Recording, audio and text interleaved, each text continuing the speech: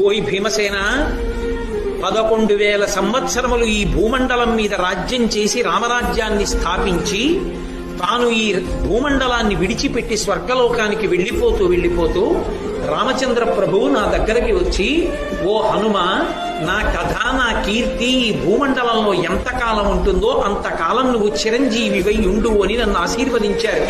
కాబట్టి నేను ఈ గంధమాదన పర్వతం మీద గుహలో పడుకుని ఉంటాను. ఓ భీమసేన, నేనే హనుమంతుడు. హనుమ 100 యోజనములు దాటారన్నావే, నేనే. నువ్వు నాకు సోదరుడివి, మన ఇద్దరం వాయుపుత్రులం. కాబట్టి నిన్ను చూడటం వల్ల నేను చాలా ధన్యుణ్ణయ్యానయ్యా, చాలా సంతోషం పొందాను.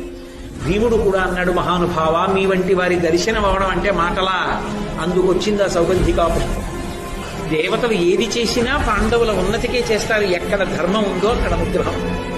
గాలికి పువ్వు వచ్చినా అనుగ్రహానికే వస్తుంది.